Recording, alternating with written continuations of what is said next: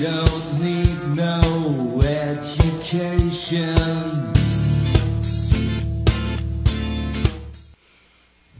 Ok, chavos, a continuación vamos a trabajar con el concepto del capacitor, y es un concepto que nos va a servir para asimilar mucho mejor los análisis en circuitos de corriente alterna. Ya conocemos y manejamos el concepto del resistor, entonces hoy toca aprender el capacitor y posteriormente aprenderemos cómo se comporta el inductor. Vamos a analizar nuestro capacitor en un circuito de corriente directa y después vamos a checar cómo se estaría comportando en un circuito de corriente alterna. El comportamiento no es el mismo por las características que tiene el capacitor. Nosotros sabemos que el capacitor es un elemento pasivo, ¿sí? Desde ahí tenemos que partir. Sabemos que nuestro capacitor se considera un componente pasivo. ¿Qué quería decir pasivo?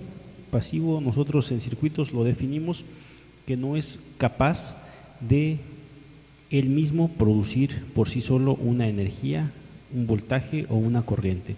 Necesita el apoyo de una fuente de voltaje o de una fuente que le dé carga, energía, para que sus terminales se carguen de polaridades positivas y negativas y ya tenga una tensión y pueda transmitir un voltaje, ¿sí?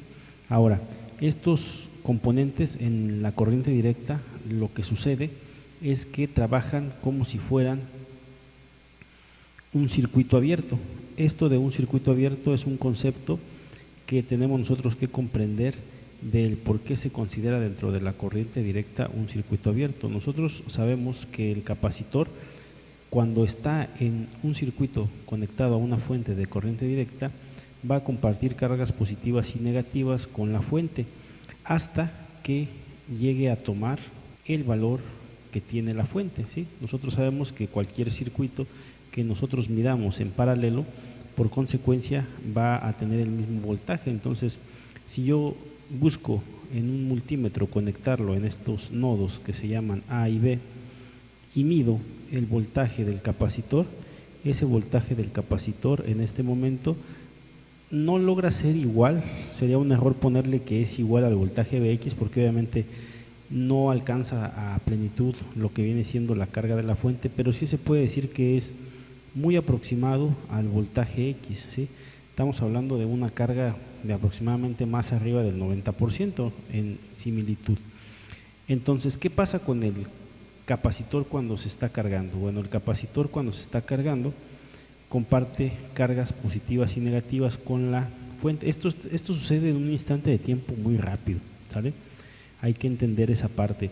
Entonces, este capacitor va a empezar a aumentar su tensión hasta llegar a un punto máximo, ¿sale? Y se va a mantener ahí. No así sucede con la corriente. La corriente que esté pasando por las terminales de nuestro capacitor, cuando empiece a hacerse la carga, obviamente va a ser el flujo normal, alto, y va a empezar a decrementar, ¿sale? Va a empezar a decrementar hasta que ya no haya un flujo de corriente entre la fuente de alimentación y nuestro capacitor, ¿ok? Una vez que nuestro capacitor ha cargado y tiene el voltaje de la fuente, la corriente que fluye por el capacitor tiende a cero, ¿sale? Esto nos indica que imagínate la resistencia que va a tener el capacitor. Si es que no hay corriente, pues es una resistencia infinita, ¿ok? Que no va a dejar que fluya la corriente dentro de las terminales del capacitor. Es por eso que nosotros cuando medimos la corriente de un capacitor, normalmente, aunque esté cargado, nos puede dar 0 amperes, ¿sí? Entonces eso nos indica que la corriente del capacitor es una corriente nula, y cuando nosotros tengamos un capacitor conectado a un circuito de corriente directa, nosotros tendríamos que el comportamiento de un capacitor en un circuito de corriente continua se comporta como si fuera un circuito abierto, ¿sale? No por esto podemos dejar de calcular cosas, ¿verdad? Pero básicamente es lo que tenemos que entender del por qué nosotros en lo que viene siendo el análisis de circuitos en corriente directa, normalmente no manejamos los elementos capacitivos, ¿sí? Porque a final de cuentas, como estábamos analizando una corriente continua, en el momento en el que nosotros pusiéramos un elemento capacitivo dentro de nuestro circuito, en ese lugar donde estuviera conectado, deberíamos nosotros de haber considerado que el circuito estaba abierto y por lo tanto descartar el consumo de energía en algún componente, ¿no? O el flujo de corriente por alguna de las mallas, ¿ok? Todo esto nosotros debemos entender que se da en un instante de tiempo muy pequeño, por lo tanto, saben ustedes cómo trabaja una resistencia, ¿verdad? Si usted llega a colocar en el circuito el valor de una resistencia X, entonces debe de entender que esta resistencia va a retardar el llenado o la carga del capacitor. Por lo tanto, al momento de colocar un circuito que sea RC en corriente directa, tendríamos el mismo efecto dentro del capacitor, únicamente que tardaría una cantidad de tiempo mayor en poder llegar a su carga máxima, ¿sale? Entonces, esta es la primera parte, el primer apartado, en el cual explicamos cómo funciona un capacitor en corriente directa. Otra característica que vamos a aprender sobre los capacitores es que, así como ustedes recuerdan que nosotros podíamos tener circuitos resistivos conectados en serie o en paralelo, ¿sí? Asimismo, nosotros también podemos hacer uniones en serie y en paralelo con los capacitores.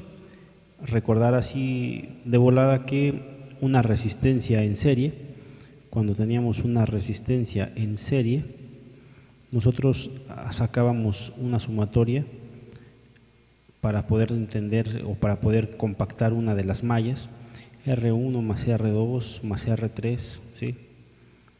Más Rn, o poder encontrar una resistencia total. Y cuando nosotros trabajábamos en paralelo, lo que hacíamos era sumar el inverso del inverso, ¿sí? Esto quiere decir que teníamos una resistencia que era 1 sobre R1 más 1 sobre R2 más 1 sobre R3 y así sucesivamente hasta 1 sobre Rn, ¿sí? Es una pequeña recordadilla de lo que veíamos en circuitos lineales y saber cómo se comportan las resistencias. Asimismo, podemos tener capacitores conectados en distintos circuitos, ¿ok? Podemos tener un capacitor conectado a otro capacitor y conectado a otro capacitor, ¿sale? En serie. Ahora, esto nosotros hay que entender que el comportamiento de los capacitores con respecto a las resistencias es diferente. Los capacitores en serie, ¿ok?, se va a sumar trabajando con la fórmula del inverso, ¿sí?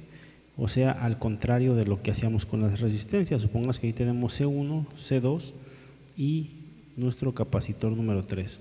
Entonces tendríamos que, para poder sacar la capacitancia total de este circuito, ¿sí?, tendríamos que hacer la sumatoria de 1 sobre C1 más 1 sobre C2 más 1 sobre C3, ¿ok? Y esto sería igual a la capacitancia total de mi circuito, ¿sí?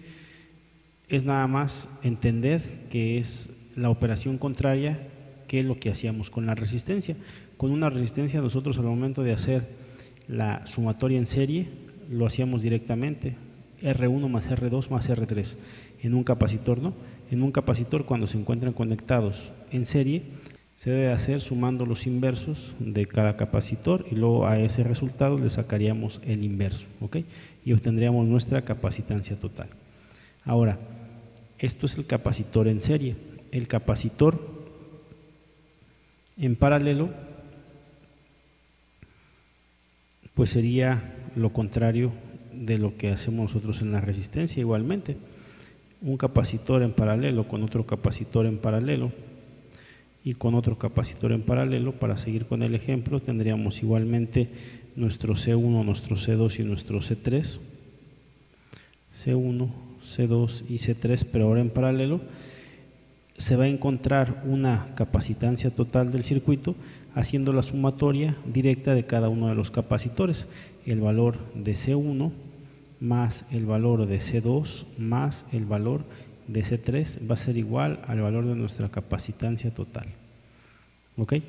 Entonces este es otro dato que tenemos que anotar ahí para saber cómo reducir nuestro circuito en el caso de que veamos dos capacitores conectados en la misma malla y si están conectados en serie poderlos hacer más pequeños y simplificar nuestro circuito, y si están conectados en paralelo igualmente poder hacer más pequeño nuestro circuito para poder simplificarlo. ¿Ok? Entonces aquí está otro dato interesante sobre los capacitores. Si no lo sabían, pues aquí está la explicación. Capacitores en serie se suman de esta forma, sacando los inversos de cada uno, sumándolos y al resultado sacándole el inverso. Capacitores en paralelo únicamente se suman directamente el valor de las capacitancias para obtener la capacitancia total. ¿Ok? Entonces seguimos avanzando en el concepto del capacitor. A continuación vamos a explicar cómo se comporta nuestro capacitor dentro de un circuito de corriente alterna o con una señal de corriente alterna. Primeramente debemos de recordar que la señal de corriente alterna es una señal senoidal, la cual nos va a representar dos cosas, el voltaje y la corriente. ¿Ok? En un circuito resistivo esto no se nota tanto porque la corriente y el voltaje van en fase, ¿sí? Pero en un circuito donde hay involucrados capacitores, esto sí se llega a notar, ya que el capacitor con la corriente alterna provoca que esta corriente se adelante 90 grados con respecto a la señal de voltaje. Entonces, si yo pudiera apreciar las dos señales, podría encontrar una señal de voltaje representada por la verde y una señal de amperaje representada por la azul. ¿Ok? ¿Qué quiere decir esto? Quiere decir que nuestro capacitor, cuando nosotros tenemos conectado este componente a la corriente alterna, sufre una carga y descarga constante, ¿sí? Ya que la onda senoidal tiene una frecuencia de 60 Hz, ¿sí? Que es igual a 60 ciclos por segundo. Entonces, esta variación ocurre 60 veces cada segundo, ¿ok? Cada segundo se cumplen 60 ciclos. Por lo tanto, nosotros podemos considerar que mientras tengamos este tipo de circuito donde el capacitor esté conectado a una fuente de corriente alterna, el capacitor siempre va a mantenerse en constante carga y descarga, ¿sí?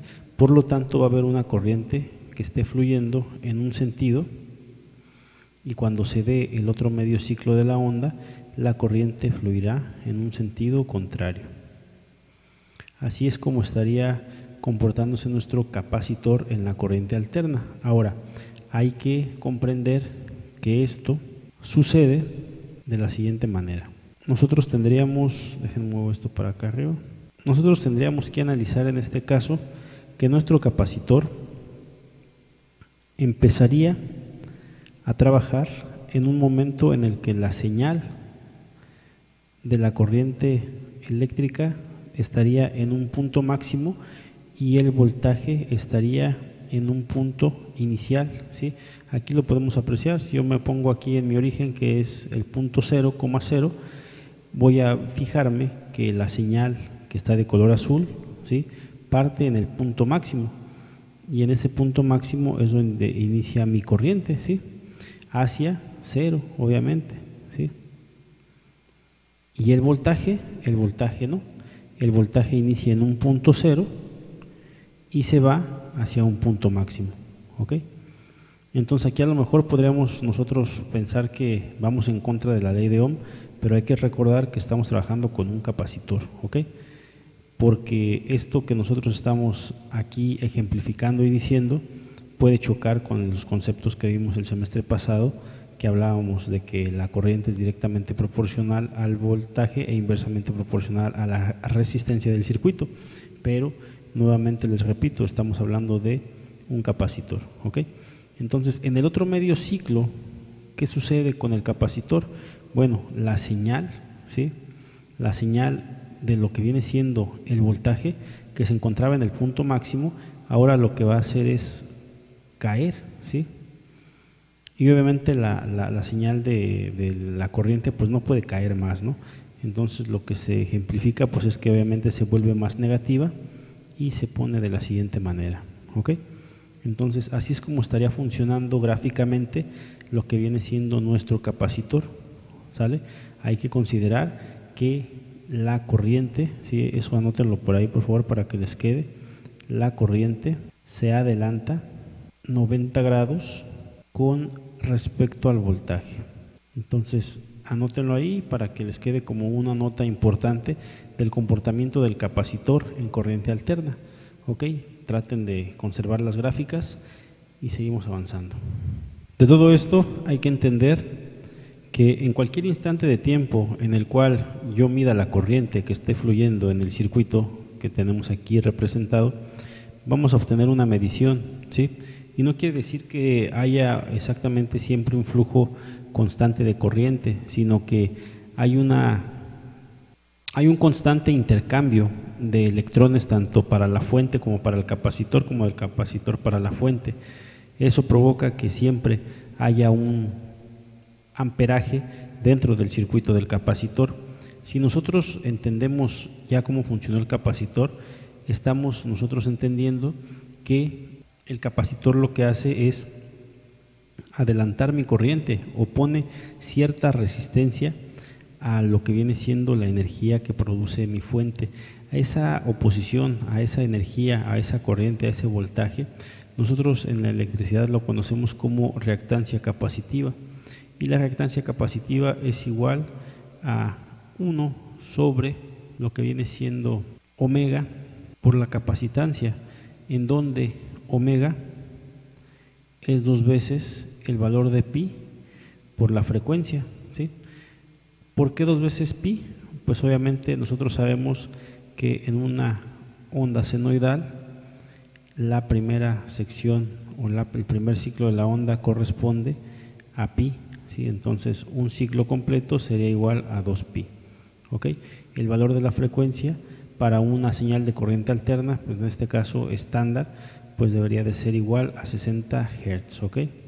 Que estamos hablando otra vez de los mismos ciclos por segundo que ya habíamos tocado en anterioridad en este tema. Entendamos que la reactancia capacitiva es la oposición que tiene un capacitor para la corriente alterna, ¿ok? Entonces este es el comportamiento que tiene un capacitor dentro de un circuito de corriente alterna.